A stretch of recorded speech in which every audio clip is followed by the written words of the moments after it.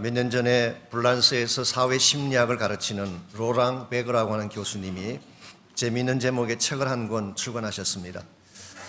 도덕적 인간은 왜 나쁜 사회를 만드는가, 이런 제목이에요. 우리 일반적 상식을 뒤집는 제목 같죠? 일반적으로 도덕적인 사람은 좋은 사회를 만든다고 생각을 하는데 나쁜 사회를 만든다고 하니까 얼핏 이해가 가지 않을 수도 있을 것입니다. 그러나 이 도덕성이라고 하는 것이 원래 완전한 것이 아닙니다. 사회라고 하는 컨텍스트에서 존재하는 것이기 때문에 도덕은 항상 상대적인 면이 있는 것입니다. 더구나 도덕성의 잣대라고 하는 것이 자기중심이기 때문에 공정할 수가 없고 절대적 가치를 가질 수가 없습니다. 그러므로 너무 지나치게 자기중심적인 모럴리즘에 빠지게 되면 자신을 보지 못하게 되고 불필요하게 선과 악을 나누게 되고 사람들을 정죄하게 되기 때문에 오히려 사회에 폐를 끼칠 수가 있다는 것입니다. 이런 면에서 도덕이 필요하긴 하지만 지나치게 장시중심적인 도덕으로 흐르게 되면 위험할 수가 있는 것이죠. 도덕은 완전하지 않습니다. 불완전하고 상대적이고 한계가 있는 것이죠. 그럼에도 불구하고 오늘 많은 사람들이 내가 좀 더 도덕적으로 산다는 한 가지 이유 때문에, 다른 사람과 비교했을 때 좀 더 깨끗하다는 이유 하나 때문에 쉽게 사람들을 평가하고 판단하는 것을 보게 됩니다. 심지어 믿음을 가졌다고 하는 사람들 중에도 작은 도덕성을 내세워서 하나님의 은혜를 거절하고 하나님께 나아가는 것을 불편해하는 사람들을 만날 때가 있습니다. 이것은 대단히 위험하고 잘못된 삶의 자세가 아닐 수 없습니다. 자기 자신을 보지 못하는 측면도 있고 결과적으로 도덕이라는 함정에 빠져서 진짜를 놓칠 그러한 가능성이 많기 때문이죠. 이런 면에서 우리가 신앙생활 살아가면서 경계해야 될 것 중에 하나가 도덕적 우월성에 빠지는 것입니다. 이것은 하나님도 제대로 보지 못하게 하고 인간관계도 해칠 수 있는 굉장히 위험한 면이 있는 것입니다. 이런 면에서 도덕적인 것이 필요하긴 하지만 도덕성의 우월감에 빠지지 아니하고 하나님이 기뻐하시는 바른 자세로 살아가려면 과연 무엇이 필요할까? 오늘 같이 봉독한 이 본문을 통해서 이것을 함께 정리해 보려고 합니다. 오늘 같이 읽은 본문에 보시면은 도덕적 우월성의 위험에 대해서 사도 바울이 엄중한 그런 논리로 경고의 메시지를 기록하고 있습니다. 먼저 1절 말씀 보시면 그러므로 남을 판단하는 사람아, 여기서 그러므로라고 하는 접속사는 일반적으로는 앞에 있는 것을 받는 결과를 나타내는 접속사지만 오늘 본문의 경우는 다릅니다. 새로운 주제로 넘어가기 위한 전환을 위한 접속사입니다. 즉 바울이 지금까지 무엇인가를 이야기해온 후에 그 다음 주제로 넘어가기 위해서 그러므로라고 한 것입니다. 그렇다면 앞에서 바울이 어떤 주제를 다루었나요? 지난주에 함께 다루었던 이방인의 죄를 다루었습니다. 1장 18절부터 32절까지 아주 디테일하게 사도 바울은 그 당시 이방 사회에 만연했던 죄악들, 이방인들이 짓고 있는 아주 저급하고 문란한 죄악들을 일일이 나열하고 지적을 했습니다.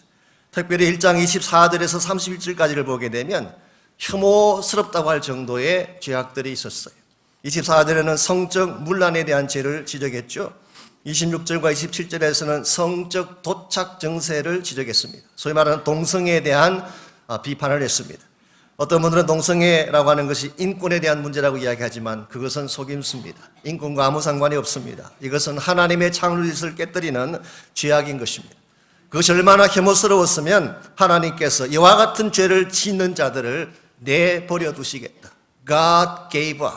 하나님의 포기 선언까지 하셨겠어요. 더구나 29절에서 31절에 보면은 21가지의 죄악들이 나열되어 있는데 한 가지 한 가지가 얼마나 비참하고 더러운지, 이와 같이 이방인들이 범했던 죄악들, 여기에 대해서는 누구도 논란의 여지를 갖지 않습니다. 이방인들이 죄인이다, 이와 같은 죄를 짓는 사람들이 하나님의 심판을 받아야 한다, 여기에 대해서는 누구도 이 일을 제기하지 않습니다. 그런데 오늘 본문으로 넘어오면서 남을 판단하는 사람들의 케이스가 나옵니다. 여기서 남을 판단하는 자들이 누구를 지칭하는 것일까? 어떤 성경 주석가는 뉴텐을 말하는 것이다, 그렇게 설명하기도 하지만 존 캘빈이나 존 머레이 같은 분들은 좀 다르게 보았어요. 도덕가를 지칭한다고 해석을 했습니다. 물론 유대인을 포함할 수는 있겠지만 그들이 유대인이든 헬라인이든 상관하지 아니하고 지도층에 있는, 가르치는 위치에 있는 도덕적인 것을 강조하는 사람들, 그 사람들은 오늘 본문에서는 판단하는 사람들이라고 설명을 했습니다. 앞서 말씀드린 처참한 죄악을 범했던 이방인들이 심판받아야 한다는 것에 대해서는 누구도 이의를 제기하지 않습니다만은, 그렇다면 오늘 본문에 등장하고 있는 이 도덕적인 사람들에 대해서는 어떻게 다뤄야 될까요? 오늘 사도 바울은 앞서 말씀드렸던 이방인들이나 오늘 본문에 소개되고 있는 도덕가들이나 동일하게 둘 다 죄인인 것을 선포하고 있습니다. 어쩌면 우리의 상식에 좀 맞지 않을지 모르겠어요. 그래도 이 추악한 죄를 지은 사람들하고 그래도 좀 깨끗하게 성결하게 윤리적으로 산 사람하고는 구별을 해줘야지 어떻게 둘 다 똑같이 죄인 취급을 할 수 있을까? 그렇게 반문하실지 모르겠습니다만은 3절 말씀 한번 보시기 바랍니다. 이런 일을 행하는 자를 판단하고도 같은 일을 행하는 사람아 내가 하나님의 심판을 피할 줄로 생각하느냐. 여기서 왜 도덕가이든 이방인이든 동일하게 심판의 대상인가? 두 가지 이유를 소개하고 있습니다. 첫 번째 이유는 이 사람들도 똑같은 죄를 행하기 때문에, 겉으로는 도덕을 강조하지만 외형상으로는 도덕이라는 아름다운 옷을 입고 살아가지만 그들의 내면을 들여다보게 되면 공개된 죄인보다 더 추악한 죄를 그들도 짓고 있기 때문에, 여러분, 인간의 눈은 속일 수 있습니다. 우리가 잘 프리텐더하고 위장하면 속일 수 있을지 모르겠습니다만은 하나님은 속일 수가 없어요. 하나님의 관점에서 보았을 때에 도덕가라고 하는 사람들 실제 내용을 들여다보니까 우리가 외형상 죄인으로 취급하는 자들보다 훨씬 더 악하고 더럽다는 사실을 지적한 것입니다. 그래서 친절한 금자씨가 너나 잘하세요 그렇게 이야기한 것입니다. 정말 그 감옥에 있는 사람들, 이 사람들을 죄인 취급하는데 오히려 그들을 가두었던 사람들이 더 악한 사실을 고발하면서 당신이나 잘하세요. 오늘 사람들 가운데 많은 분들이 자기 자신이 얼마나 더러운지를 모르기 때문에 스스로 속고 스스로 위장하는 경우를 흔히 볼 수가 있습니다. 그래서 바울은 도덕가이든 이방인이든 똑같이 죄인이다. 두 번째 이유는 하나님의 공의 때문입니다. 어떤 사람이든지 다 하나님의 심판대 앞에 서야 되는데 그때 하나님의 공의 앞에서 과연 합당한 자가 있을까요? 조금 더 도덕적이다, 덜 도덕적이다, 이것이 어떤 큰 디퍼런스를 만들까요? 하나님의 공의에 모자라기는 마찬가지인 것입니다. 예를 들어서 학교에서 학생이 구구단 시험을 쳤습니다. 7 곱하기 8이 얼마냐 그렇게 질문을 던졌더니 한 학생은 54라고 적었어요. 또 다른 학생은 40이라고 적었습니다. 이것을 본 선생님이 둘 다 빵점을 주었어요. 그랬더니 54라고 적은 학생이 항의를 했습니다. 아니, 나는 둘밖에 안 틀렸는데 어떻게 16이나 틀린 학생하고 나를 똑같이 취급하느냐, 차등을 해야 되는 거 아니냐, 그렇게 항의를 했어요. 이 항의가 정당한가요? 선생님이 unfair했습니까? 아닙니다. 틀렸다는 면에서는 똑같은 것입니다. 둘을 틀렸건 16을 틀렸건 틀린 것은 마찬가지인 것입니다. 오늘 하나님의 공의라고 하는 그 잣대 앞에 서게 되면 도덕가이든 비도덕가이든 좀 더 잘나는 사람이든 못난 사람이든 둘 다 똑같이 모자라는 것입니다. 그래서 로마서 3장 23절은 분명하게 선포합니다. 모든 사람이 죄를 범하였음에 하나님의 영광에 이르지 못했다. 모든 사람이 all have sinned and fall short of the glory of God. 하나님의 영광에 다 모자랐다고 선포합니다. 이런 면에서 우리에게 주어진 도덕성, 때로는 필요하긴 하지만 이 도덕성이 모든 것인 양 생각하고 도덕적 우월감에 빠져서 진실로 하나님께로 나아가야 될 믿음을 포기한다면 이것은 잘못된 선택이고 어리석은 선택이 아닐 수 없습니다. 오늘날 이 땅을 살아가는 사람들 중에 남들보다 조금 더 도덕적이라는 이유 때문에 복음을 거절하는 사람들 많이 있어요. 교회 다니는 사람들의 악을 지적하면서 나는 그들보다 낫다, 이 한 가지 이유 때문에 십자가 앞에 나오는 것을 부인하는 사람들이 많습니다. 심지어 교회에 나오고 있는 사람들 가운데도 내가 좀 더 영적으로 깨끗하다, 다른 사람보다 조금 더 신령하다, 이와 같은 영적인 우월감 때문에 쉽게 형제를 판단하고 정죄하고 하나님의 보좌 앞에 나가지 않는 이와 같은 크리스찬들을 흔히 볼 수가 있습니다. 우리 마음속에 자리 잡고 있는 이와 같은 도덕적, 영적인 우월감을 깨뜨리지 아니하면 정말 하나님이 우리에게 주기를 원하는 은혜를 소유할 수가 없습니다. 이런 면에서 눈에 보이진 않지만 하나님과 우리 사이를 가로막고 있는 이 도덕성의 우월감, 영성의 우월감, 이것을 깨뜨려야지 진실로 하나님의 은혜를 누릴 수 있고 하나님의 보좌를 향해 나갈 수가 있는 것입니다. 어떻게 할 때에 우리 마음을 가로막고 있는 영적, 도덕적 우월감을 깨뜨리고 정말 하나님의 은총 앞에 바른 자세로 나아갈 수가 있을까요? 오늘 같이 읽은 본문에 보시면은 심판을 넘어서 하나님의 은혜로 나아가는데 꼭 필요한 세 가지 스텝이 오늘 본문에 소개되고 있습니다. 제일 첫 번째 스텝, 우리가 심판을 넘어서 하나님의 은혜까지 나가려면은 제일 첫 번째 스텝이 자아를 인식하는 것입니다. 즉 자신의 실체를 보지 아니하면 하나님의 은혜 앞에 나아갈 수가 없습니다. 1절 말씀 다시 보실까요? 우리 1절 하반부를 보시면은 누구를 막론하고 내가 핑계하지 못할 것은 남을 판단하는 것으로 내가 너를 정죄함이니 판단하는 내가 같은 일을 행하기 때문이다. 쉽게 설명하면 자신도 똑같은 일을 행하면서 마치 자신은 의로운 자인 것처럼 다른 사람을 정죄하게 되면 이것 자체가 너를 정죄한다. NIV 성경이 이렇게 번역했어요. You are condemning yourself.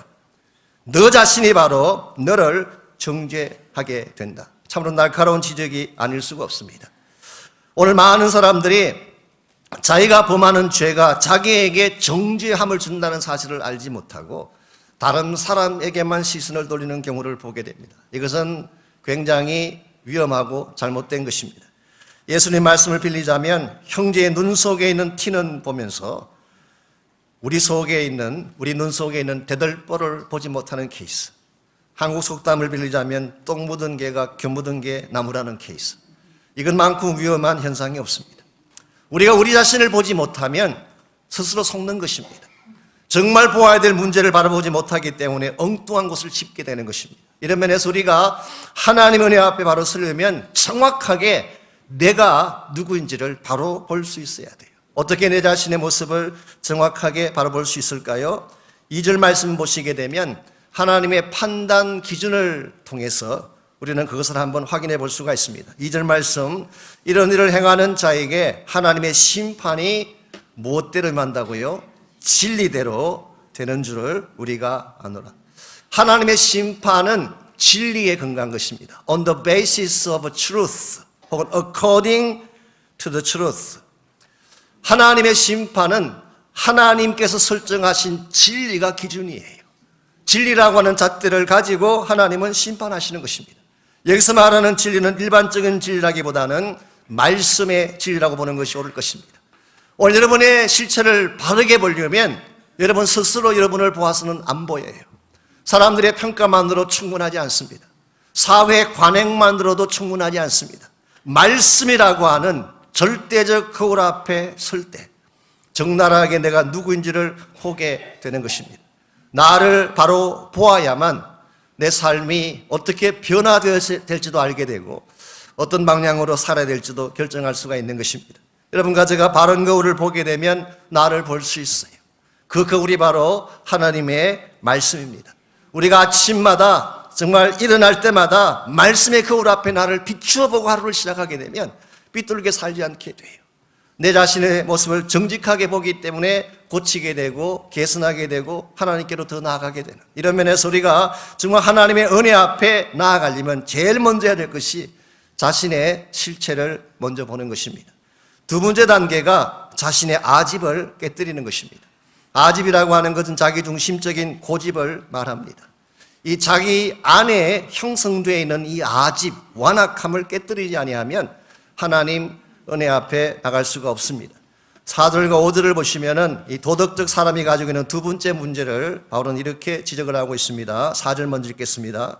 혹 내가 하나님의 인자하심이 너를 인도하여 회개하게 하심을 알지 못하여 그의 인자하심과 용납하심과 같이 참으심이 풍성함을 멸시하느냐. 이 말의 뜻은 하나님은 너가 회개하도록 돌아오기 위해서 참으시고 기다리시고 사랑을 베푸시고 긍휼을 베푸시는데 너는 마치 그것이 필요 없다는 듯이 멸시하느냐 그런 뜻이에요. 일반적으로 좀 도덕적인 사람들, 배우고 갖춘 것이 많은 사람들일수록 예수 믿기가 쉽지 않습니다. 왜냐하면 나 정도면 괜찮은데 나 같은 사람이 꼭 용서를 구할 필요가 있을까? 나 정도면 그래도 잘 살고 있는 편인데 굳이 은혜를 찾을 필요가 있을까? 그래서 그 사람들 스스로 말하거든. We don't need it. 하나님의 은혜, 하나님의 긍휼 필요 없다고 선포하는. 오늘 본문이 말하는 케이스가 바로 그 케이스입니다. 도덕적으로 갖췄다고 생각하는 거기에 속아서 하나님의 긍휼을 리젝트하는, 하나님의 은총을 리젝트하는, 그래서 하나님께 나아가는 것 자체를 부인하는, 이것은 굉장히 잘못된 관행인 것입니다. 그래서 5절에 보면은 바울은 이렇게 선포합니다. 다만 내 고집과 회개하지 아니한 마음을 따라 진노의 날, 곧 하나님의 의로우신 심판이 나타나는 그날에 임할 진노를 너에게 삭고 있다. 우리가 행했던 모든 것들은 축적되었다가 심판의 날에 하나님 앞에 다 그 대가를 지불해야 되는 것입니다.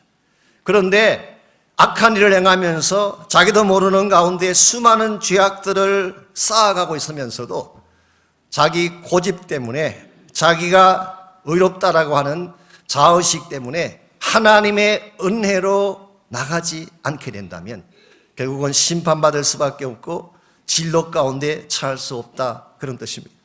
여러분, 하나님이 여러분과 저에게 긍휼을 베푸시지 않는 것이 아닙니다. 하나님의 사랑은 무한합니다. 하나님의 인내는 무한합니다. 하나님은 여러분과 저에게 필요한 모든 것을 주시려고 충분하게 다 준비를 하시고 우리를 부르고 계세요. 다만 한 가지, 내 아집이 깨어지지 아니하면 아무리 하나님이 큰 것을 준비하시고 아름다운 것을 준비하셔도 우린 그걸 소유할 수가 없는 것입니다. 이런 면에서 우리 하나님께 구원을 위해 나가는데도 나의 아집을 깨뜨린 것이 필요하고, 하나님의 진정한 축복의 보호자로 나아가는데도 나 중심적인 아집이 깨어져야 하는 것입니다. 오늘 우리의 아집을 깨뜨리지 아니하면, 나의 완악함을 깨뜨리지 아니하면 아무리 하나님이 좋은 것들을 예배해 놓으셔도 우리는 그것을 볼 수 없고 누릴 수가 없게 됩니다. 구약 성경에 보게 되면 욥이라고 하는 인물이 나오죠. 여러분 잘 아실 것입니다. 욥기라고 하는 이 성경을 해석하는 그 방법은 다양합니다. 여러 가지 많은 해석 방법이 있는데 일반적인 해석은 이렇죠. 무고한 자가 당하는 고난, innocent suffering, 의인이 당하는 고난, 일반적으로 그렇게 해석들을 많이 합니다. 그러나 여러분들이 한번 욥기서를 처음부터 끝까지 읽어보십시오. 1장과 2장까지만 보지 말고 끝까지 읽어보시게 되면 욥기서가 말씀하고 싶은 진정한 주제가 그것이 아닌 것을 알 수가 있습니다. 오히려 반대예요. 하나님은 욥이 입고 있던 자기 의의 옷을 벗기기를 원하셨어요. 그래서 욥기서의 모든 진행 과정이 그 의의 옷을 한 겹씩 한 겹씩 벗겨내기 위한 하나님의 시도라고 볼 수가 있습니다.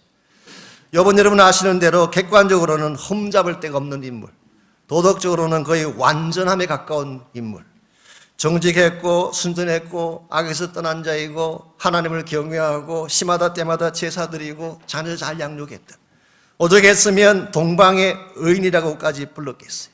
이와 같이 외형상 보게 되면 퍼펙트한 도덕성을 갖춘 인물이었기 때문에 욥의 마음 중심에는 자기도 모르는 가운데에 자기 의가 있었어요. self-righteousness. 나는 흠이 없다. 나는 잘못이 없다. 하나님은 이것을 벗겨내기 위해서 많은 장치들을 시도하셨어요. 제일 먼저 물질을 다 빼앗았어요. 그런데 그것만으로 안 됐어요. 그래서 하나님께서는 자녀들을 빼앗아갔어요. 자녀들을 잃는 만큼 더 아픈 고통이 어디 있겠어요. 10명의 자녀를 한꺼번에 잃어버렸는데도 그걸로도 다 벗겨지지 않았어요. 그래서 부인을 동원했습니다. 하나님을 저주하고 죽어버리라고 하는 악담을 퍼붓고 집을 나가겠죠. 그래도 안 됐어요. 그래서 결국은 그 몸속에 병이 생기고 악창이 생겼지만 육신에 주어진 질병만으로도 다 벗겨지지 않았어. 그래서 욥의 세 친구를 보내가지고 새 사이클에 걸려서 집요하게 욥의 허물을 덜쳐내기를 원했지만 그것만으로도 충분하지 않았습니다. 그래서 나중에 결국 하나님 자신이 친히 나타나셔서 하나님의 완전한 의를 보여주시는 순간 비로소 욥이 자기의 진짜 모습을 본 것입니다. 욥기 42장에 보면 스스로 한하고 티끌과 재 가운데 회개합니다. 완전한 도덕성을 가진 욥이 왜 이런 말을 했을까요? 지금까지 나는 완전하다, 험이 없다, 나는 righteous하다고 생각을 했는데 진짜 의의 핵심이신, 의의 기준이신 하나님 앞에 서는 순간 본인이 얼마나 더럽고 누추한 죄인인 것을 알게 되고 티끌을 뒤집어 쓰고 회개하며 자복하고 그 순간 그의 눈이 떠진 것입니다. 지금까지 귀로 듣기만 했던 하나님에 관해서 소문으로 듣기만 했던 그 하나님을 눈을 떠서 보게 되는 축복. 이 순간 그가 하나님을 보게 되고 영안이 떠지게 된 것입니다. 더 놀라운 사실은 이와 같은 체험이 끝난 후에 성경 기록에 하면 하나님이 욥에게 갑절의 축복을 주셨다고 했어요. 여러분 진정 하나님의 복 받기를 원하세요? 하나님이 여러분과 저를 위해 예배하신 참된 차원의 축복을 누리기를 원하십니까? 하나님을 만나고 경험하고 그 창대한 은혜 가운데 거하기를 원하십니까? 그걸 원하신다면 나라고 하는 내가 지금까지 강조해왔던 의의 옷을 깨뜨려야 돼요. 아집을 깨뜨리고 정말 나는 아무것도 아닙니다. 하나님 앞에 죄인입니다. 하나님 내 자아를 깨뜨려 주십시오. 주님의 은혜의 보좌를 붙잡는 강력한 의지가 있을 때에 여러분의 인생은 변할 수가 있고 하나님의 은총 앞에 나아갈 수가 있습니다.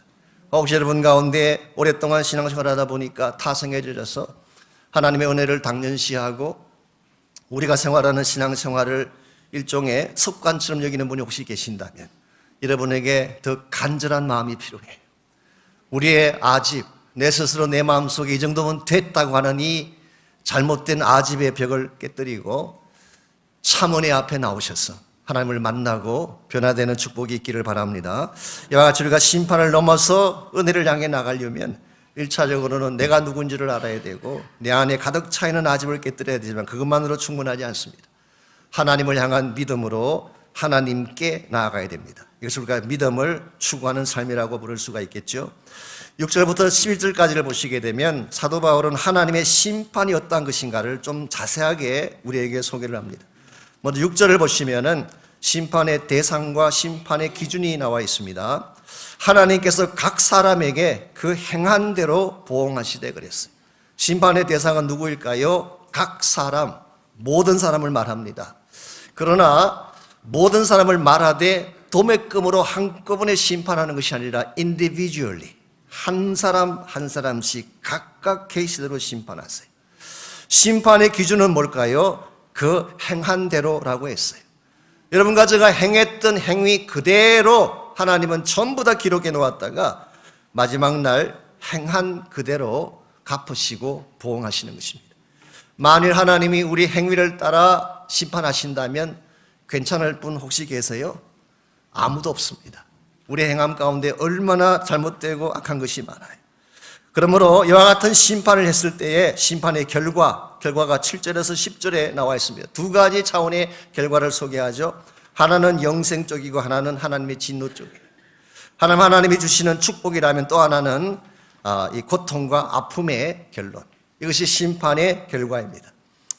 네 번째로 심판의 방식이 11절에 기록되어 있는데요. 하나님께서는 외모로 사람을 취하지 아니하신다. 이 말의 뜻은 하나님의 심판은 공정하다 그런 뜻이. No bias, no partiality. 여기서 외모를 취해야 된다는 말의 뜻이 no favoritism. 어떤 편에도 하지 아니한, 어느 쪽으로도 기울이지 아니한 똑바른 기준을 가지고 심판하신다 그런 뜻입니다. 만일 하나님께서 여러분 한 분 한 분을 각자 지금까지 살아온 모든 삶의 자체를 다 총동원해서 행한 그대로 갚으시고 심판하신다면 그 심판 앞에 설 수 있는 자가 있을까요? 아무도 없습니다.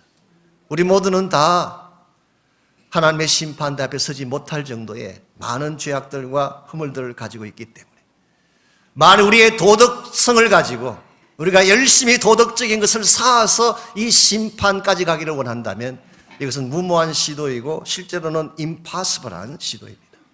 우리의 도덕성을 아무리 쌓아가도 하나님의 기준까지 도달할 수 없어요.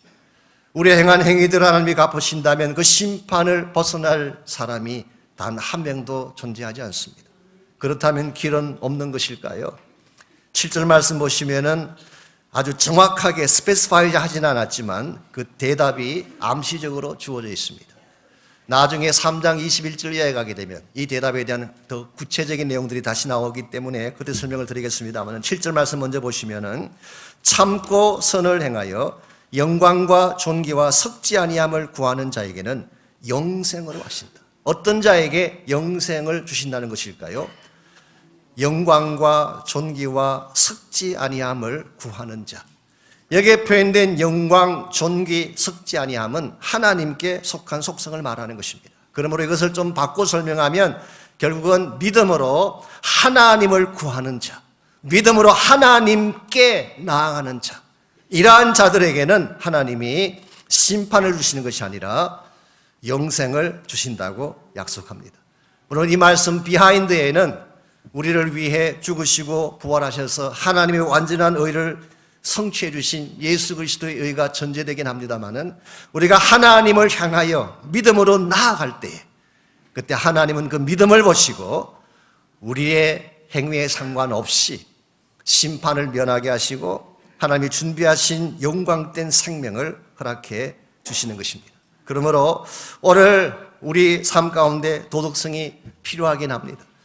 제가 오늘 이 설교를 하면 혹시 오해할지 모르겠어요. 우리 기독교인들은 도덕적이지 않아도 된다는 말이냐, 혹시 그렇게 생각할지 모르지만 결코 그런 뜻이 아닙니다. 저는 오히려 반대를 말하고 싶어요. 우리 크리스천들의 도덕성이 세상보다 높아야 돼요. 우리 그리스도인의 윤리성이 세상의 윤리성보다 더 능가해야지 복음을 전할 수 있습니다. 그래야 하나님 말씀이 선포될 수 있는 거죠. 저는 절대로 도덕이 필요 없다, 윤리가 필요 없다는 말이 아니라 도덕적인 행위만으로 하나님의 의에 도달할 수 없다는 것입니다. 우리에게 주어진 도덕성은 구원을 이루기 위한 방편은 아니에요. 오히려 구원받은 자가 맺게 될 열매일 뿐입니다. 나중에 6장에 가서 다시 다룰 것입니다. 우리가 정말 예수님을 통해서 구원받았다면 우리 삶 가운데에 도덕성과 성결됨과 거룩함의 열매가 반드시 맺혀야 돼요. 이것은 사실은 분리할 수 없는 것입니다. 그러나 도덕성이 우리를 구원시키는 방편은 될 수 없습니다. 이런 면에서 우리가 도덕적인 삶을 추구하고 살기는 살되 그것이 우리 구원의 방편이 아니기 때문에 우리는 날마다 하나님의 은혜를 구하며 믿음으로 주님께 나아가야 하는 것입니다. 우리의 모습이 좀 부족할지라도, 우리의 모습이 좀 처참하고 더러울지라도 참된 믿음으로 하나님의 은혜를 구하며 나아가면 하나님은 결코 우리를 거절하지 아니하시고 우리를 받아주시고 우리에게 참된 생명의 복을 허락하여 주십니다. 혹시 여러분 가운데 자신의 의의 도취가 되어서 본인이 지금까지 살아왔던 도덕성의 도취가 되어서 하나님 은혜에 대한 갈망이 식은 분이 혹시 계신가요? 여러분 자아를 깨뜨리시기 바랍니다. 하나님의 십자가 앞에 여러분 자아를 다 내려놓고 보좌를 구하고 은혜를 구하며 하나님께 나아가는 시간이 있기를 바랍니다. 하나님은 여러분이 필요로 하는 모든 것을 이미 다 준비하시고 지금도 여러분을 기다리고 계세요.